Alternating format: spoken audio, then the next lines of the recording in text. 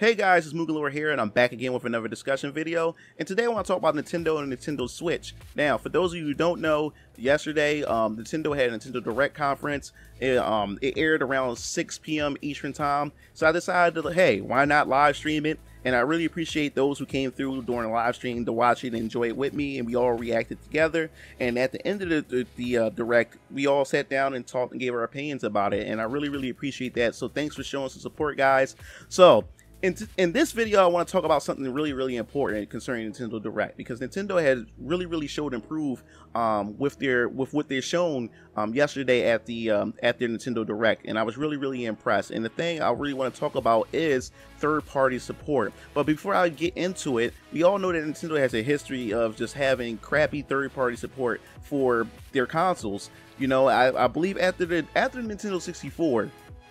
It just seemed like third-party support just went downhill with Nintendo, because Nintendo has this attitude that it's my way or the highway, and they burnt a lot of bridges for their third-party support because of the ideals that they have to go with in terms of specs for their consoles, which turned off a lot of third-party developers. So the platforms that Nintendo had created wasn't very developer-friendly for third-party developers, and they all just decided to go over to their competitors, which was Microsoft and Sony. And ever since that happened, Nintendo's just been having a drought in terms of third-party games and stuff. And every time major titles came out that were third-party, Microsoft and Sony would have access to them, and then Nintendo fans would just be bummed out by it. But the thing that really gets me the most is how some Nintendo fans would damage control and say, well, I only get a Nintendo console just to play the first-party games. But the issue with that is the time that the first-party games come out, or it's just the gap, that window between these games are just so far apart, is that to the point where you're just sitting there just waiting for the next game. And most of the time my Nintendo consoles more so just sit there and collect dust until the next big first party title come out. So the importance for third party support is to have games in between those periods of time that you're waiting for the next giant Nintendo first party release, you know. And the thing was, when the Wii U was announced, we all figured, and fans figured, that hey, this is going to be the console that turned things around, because the best thing about Nintendo, which I think Nintendo has a leg up on its competitor, is that they have a strong lineup of first party games. Now, if you add a good lineup of third party games on top of the strong first party, Nintendo will be unstoppable. And it just boggles my mind when the Wii U was announced and we finally seen the lineup of games. It was very weak, you know. And so when Nintendo decided and they realized that they made a mistake and that Wii U was a failure, they decided to pull out early with the console and to start working on their next console. And that's when you had the Nintendo Switch.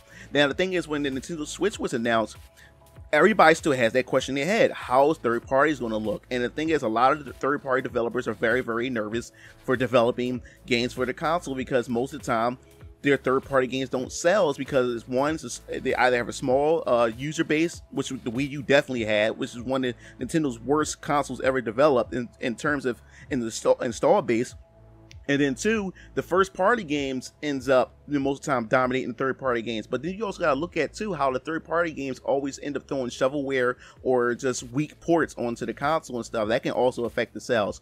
But now that the Nintendo Direct came through and Nintendo finally released the Switch, the Nintendo Switch has been selling really well. And I think the edge that Nintendo has with this generation and with this console is that this console is pretty much is a hybrid. It's mobile and it's a home console at the same time. And the thing is, Nintendo marketing the fact is that you can take your games on the go. I think that's a very powerful point. And Nintendo, if they continue to push that fact that you can carry these games anywhere on the go, Nintendo would do very well with this console. And it's already been proven during with the sales that the Nintendo Switch is selling really good. And if they continue that trend, they'll do fine. Now all it needs is third party. So which brings us to the Nintendo Direct.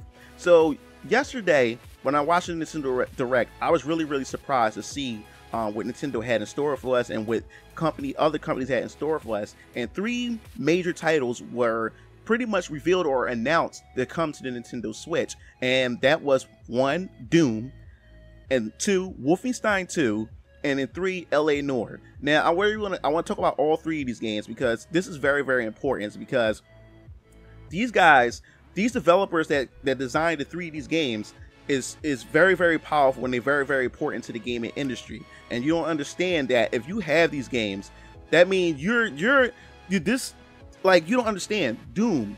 Everyone said that Doom wasn't going, that this game was going to never see the light of day on the Nintendo console. I remember when Doom was first announced, and there were some fans out there saying, will the Wii U get Doom? And a lot of people were saying no. And then when the Nintendo Switch was announced, there were people, especially in forums, especially among my friend circle and everything, a lot of them were saying to me that, you know, Nintendo Switch wouldn't get Doom, or games like Doom wouldn't find their place anywhere on the Nintendo platform. But that was proven to be wrong yesterday, because when Doom was announced, I was hyped, and I was hyped because this is a good sign that third-party developers are now looking at the Nintendo Switch as a competitor to the Xbox One and the PS4, and now it has legs to stand on. And if Nintendo Switch continue to have games like this, Nintendo fans have really have something to look forward to. Seeing Doom on there is very, very important. And then not only that, yes, it's a port.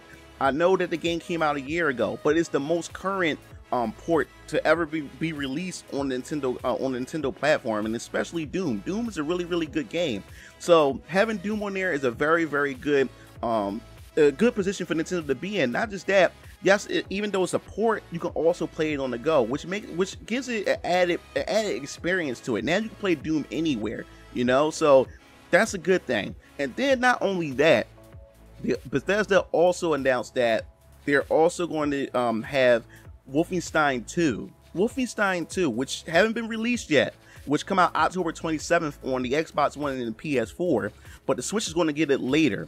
But the fact is that the Nintendo Switch is even getting this game shows that these guys are really serious. The third party is really serious about putting their games on the Nintendo Switch, and it just wows me that, you know, that this is actually happening. A lot of people, you know, have their doubts, because Nintendo always let us down in terms of third-party support. But now seeing that we're going to have Wolfenstein on Nintendo Switch, I think that's really awesome. And no matter if it may come out later, because most of the time if it does come out later, of course Nintendo Switch is going to have its own exclusive probably content to it, or whatever DLC or other extra content that may have come out for the Xbox One and the PS4. The Nintendo Switch pretty much will have all that content bundled in one, which ends up being a good deal for fans who have the Nintendo Switch.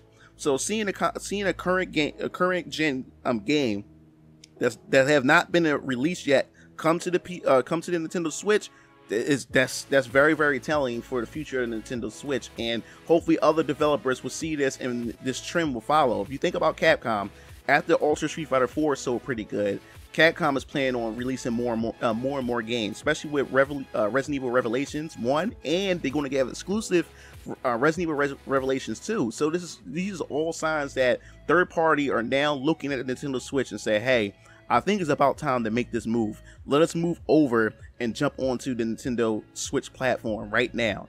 And I think it's very smart. And then we have from Rockstar, LA Noire Remastered, which the Xbox One and the PS4 is getting. So yes, I know it's another port, but you got to understand too, at the same time, now that developers were sitting back waiting to see how the Nintendo Switch is received, it's nothing for them just to import for now while they develop newer content or newer titles for the Nintendo Switch. We already have Wolfenstein 2 coming, which proves that they're giving us the port of Doom. And then they're going to give us Wolfenstein 2 for the Nintendo Switch. So Rockstar can pretty much do the same thing. LA Noire for the Nintendo Switch, and plus LA Noire is going to have extra features only exclusive to the Nintendo Switch. So that's also still a good thing. So Rockstar, this could be a sign that Rockstar may have other titles and other games in the works that can come out for the Nintendo Switch. So this is all good news, and everyone can say that these are ports, but this is very telling that Nintendo Switch are getting current ports, and they're not just only releasing them on the Xbox One and the PS4, they also release them on the Nintendo Switch, because we all remember every time there's a game that's announced for the PS4 and the Xbox One, or just Sony and Microsoft in general, Nintendo is always asked out. But it looks like Nintendo may not be asked out anymore. Maybe for these next couple games, newer games that's coming up, especially in 2018, maybe there will be a Nintendo Switch port or a Nintendo Switch version for these next upcoming recent games. So this is very, very telling. I'm really, really liking what's going on, and I will touch bases on the first party games in another video,